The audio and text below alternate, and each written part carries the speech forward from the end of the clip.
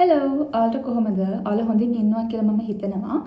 ඉතින් අද අපිට දවසම රිහර්සල් තිබිලා දැන් තමයි හොටෙල් එකට ඇවිල්ලා ඩිනර් අරගෙන මේ කාමරයට ආවේ වැදගත් පණිවිඩයක් ඔයාලට කියන්න. ඊට කලින් මම ස්තුතිවන්ත වෙනවා මට ලබා දෙන සහයෝගයට සහ ආදරයට ඒ දිරිගැන්වීම් වලට. මොකද දැන් තමයි තරඟාවලියේ තීරණාත්මකම කොටස ආරම්භලා තියෙන්නේ. ඉතින් ඔයාලා ලබා දෙන ආදරය සහ සහයෝගය මට ගොඩක් වටිනවා මේ වෙලාවේ. ඒත් එක්කම හුඟක් දෙනෙක් අහන ප්‍රශ්නය තමයි අපිට තවමත් තරගාවලියේ ඉදිරියට යන අවස්ථාවක් තියෙනවද කියන එක. අපිට අවස්ථා ඕන තරම් තියෙනවා.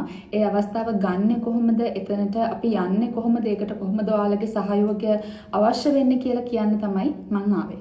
මම ඔක්කොටම කලින් කියලා ඉන්නම් මිස් වර්ල්ඩ් තරගාවලියේ ප්ලේස්මන්ට්ස් හදන්නේ කොහොමද කියලා. මම හිතනවා ඒක කියලා පටන් ගත්තොත් ඔයාලට අදහසක් තියෙයි කොහොමද උදව් කරන්න ඕනේ, ඊට පස්සේ මොකක්ද වෙන්නේ කියන එක. 2025 තරඟාවලියේ තරඟකාරණියන් ඉන්නවා 108 දෙනෙක්. එතකොට දීර්ඝ කාලීනව ගත්තම මේ තරඟාවලියේ මිස් වර්ල්ඩ් තරඟාවලියේ තරඟකාරණියන් යාලා මහද්වීප 4කට බෙදෙනවා. ඒ 4 තමයි ඇමරිකා සහ කැරිබියන්, ඊට පස්සේ යුරෝපය, ඊට පස්සේ ඉන්නවා ඇෆ්‍රිකා and then ඒෂියා සහ ඕෂියානියා. එතකොට මේ විදිහට 4කට බෙදලා, ඒ කියන්නේ ඇමරිකා සහ කැරිබියන් එකක්, ඇෆ්‍රිකා එකක්, යුරෝප එකක්, ඒෂියා සහ ඕෂියානියා එකක්. එතකොට මේ විදිහට කණ්ඩායම් 4කට බෙදලා තමයි එයාලා ඒ තෝරා ගැනීමේ කටයුතු සිදු කරන්නේ. එතකොට මේ මිස් වර්ල්ඩ් තරඟාවලියේ පළවෙනි ප්ලේස්මන්ට් එක පටන් ගන්න top 40. ඒ කියන්නේ 40 දෙනෙක් තෝරනවා මේ ඇවිත් ඉන්න 108 දෙනාගෙන්. මේ 40 තෝරන්නේ මෙහෙමයි. දැන් මහද්වීප 4ක් තියෙනවානේ. ඔය 4ෙන් top 10 තෝරනවා. එතකොට ඒ top 10 එකතු වෙලා තමයි මහද්වීප 4ෙන් පළවෙනි 40 හැදෙන්නේ. ඊට පස්සේ අපි යනවා top 20. ඒ කියන්නේ අර 40න් භාගයක්ම කැඩිලා 20ක් එනවා. මේ 20 හදන්නේ ඒ අර ගත්ත top 10 ඉන්නවනේ. ඒකෙන් 5 දෙනෙක් තෝරලා. ඒ කියන්නේ ඇෆ්‍රිකා වලින් 5යි, ඒෂියා සහ ඕෂියානියා 5යි, යුරෝප 5යි, ඇමරිකා 5යි. ඒ විදිහට තමයි 20 හදන්නේ. ඔය 20 හැදුවට පස්සේ එයාලා ඒක top 8 කරනවා. top 8 කරද්දී අර එක මහද්වීපකෙන් 5 දෙනා ගන්න ගත්ත එකෙන් දෙන්නයි ගන්න. ඒ කියන්නේ එක මහද්වීපකින් දෙන්නෙක් තමයි අවසාන 8 දෙනාට යන්නේ.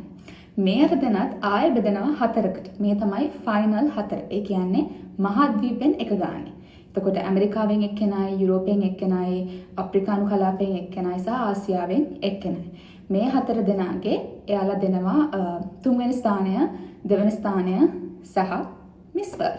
ඉතින් මේ විදිහට තමයි ඔය ප්ලේස්මන්ට්ස් කියන ටික හැදෙන්නේ. දැන් මම කතා කරන්න යන්නේ මිස් වර්ල්ඩ් එකේ තියෙන ෆාස්ට් ට්‍රැක් ඉවෙන්ට්ස් ගැන. මම හිතන්නේ ගොඩ දෙනෙක් ඒව මොනවද කියන එක දැනගත්ත පහුගිය කාලය තුල. හැබැයි ඒකෙන් තියෙන බලපෑම මොකක්ද කියලා ගොඩක් අය දන්නේ නැහැ.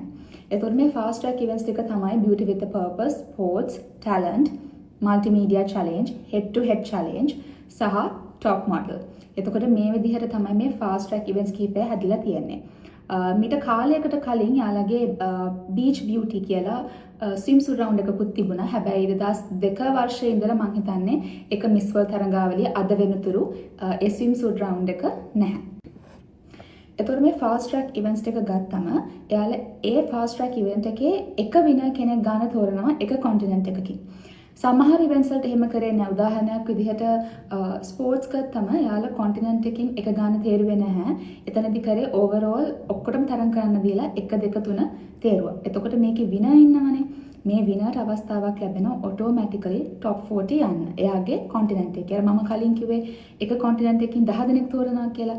එතකොට මේ 10 දෙනාව තෝරන්නේ ජජ් පැනල් එකකින් ඉන්ටර්ව්ස් කරලා සහ අපේ මේ දැනට හිටපු කාලය තුළ තියෙන හැසිරීම බලලා. හැබැයි මෙයා වාසනාවන්තයි. මෙයාට කෙලින් මේ ප්‍රශ්න මුකුත් නැහැ. කෙලින්ම top 40 යන අවස්ථාවක් ලැබෙනවා. එයා ඒක වින් කරපු නිසා. ඒකට තමයි එහින් අපි කියන්නේ ඒකට fast track events. එතකොට ටැලන්ට් එකත් එහෙම. ටැලන්ට් එකෙත් කොන්ටිනන්ට් එක ගානේ නෙමෙයි තේරුවේ. ඒකෙත් කරේ ඕවරෝල් ඔක්කොටම තරම් කරන්න දීලා මමත් ඒකේ ෆයිනලිස්ට් කෙනෙක්. ඒකේ ඒ පළවෙනිට ආපු කෙනාට එයාගේ කොන්ටිනන්ට් එකෙන් top 40 යන අවස්ථාවක් ලැබුණා. එතනදී ඉන්දුනීසියාවට තමයි අවස්ථාව ලැබුණේ. එතකොට ආසියාව කියන කලාපෙන් එයා ඔටෝමැටිකලි දැන්ටම top 40 වල ඉන්නවා. එතකොට head to head challenge එකෙත් එහෙමයි. head to head challenge එකේ වෙනසක් තියෙනවා. ඒකේ එක මහද්වීපයකට එක්කෙනා ගන්න තමයි තේරුවේ. එතකොට ඒ මහද්වීපවල ඒ තෝරපු කට්ටියට අර ඉන්ටර්වයුව එකේ මොනවා වුණත් එයාලට ඔටෝමැටිකලි top 40 යන අවස්ථාවක් ලැබිලා තියෙනවා.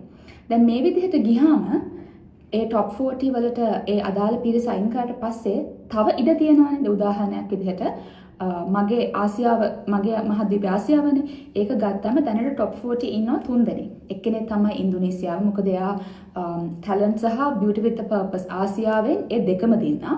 එතකොට ඉන්දියාව වින් කරා top model. එයා top 40 ඉන්නවා. ටර්කි වින් කරා තුර්කිය වින් කරා head to head challenge එක. ඒ කියන්නේ අර 10 දෙනාගෙන් තව 7 දෙනෙක්ට අවස්ථාව තියෙනවා ආසියාවෙන් top 40 යන්න.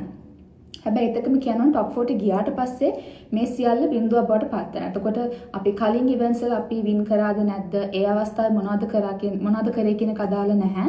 ඊට පස්සේ අපි ඉන්ටර්විව් වල හැසිරෙච්ච හැටි සහ අපේ overall අපේ ගතිගුණ එතකොට අපේ හැසිරීම බලලා සහ එතනදී perform කරන විදිහට ඒ කියන්නේ 31 රැප් perform කරන විදිහට ඒ පැනල් එකේනොත් බලලා තමයි ඊතුරු top 20, top 10, top 8 ඔය ටික තෝරගෙන යන්නේ.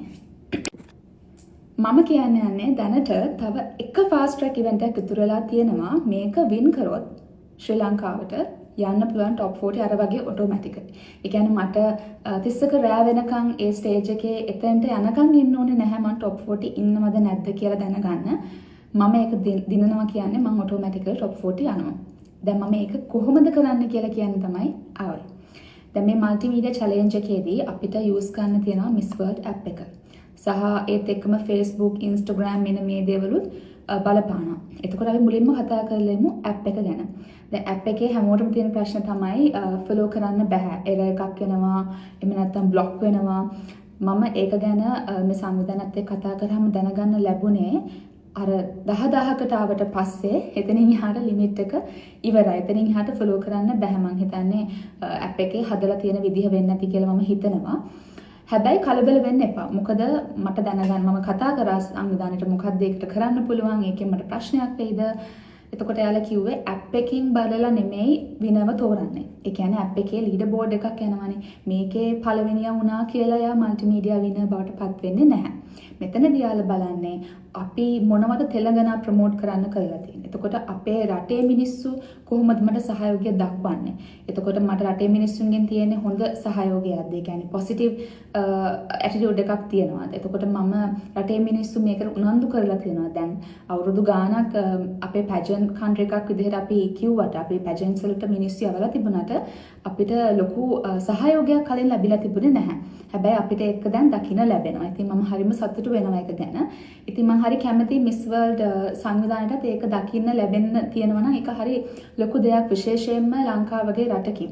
මොකද මට international fan pages වලින් messages එනවා පළවෙනි වතාවට ඉතිහාසයේ පළවෙනි වතාවට මේ වගේ පුංචි රටකින් Miss World එකේ multimedia challenge එකට ඔන්න මෙන්න ඉන්නවා කියන එක කවදාවත් එයාලා දැකලා නැති දෙයක් කියලා. ඉතින් මෙතනදී ඔයාලා බය වෙන්න එපා Miss World app එකේ leader board එකේ ප්‍රශ්න ගැන වැඩි හිතන්න එපා. හැබැයි එහෙම කියලා වැඩි අතාරින්නත් එපා. අපි පුළුවන් තරම් උත්සාහ කරමු. මට කියන්න තියෙන්නේ follow කරන්න බැරි වුණත් මගේ comments වලට කියන්නේ post එකට comments දාන්න, likes දාන්න, engage වෙන්න පුළුවන් comments වලට like කරන්න. එතකොට ඔයාලට පුළුවන් මගේ Miss World app එකේ තියෙන එදාන post share කරන්න.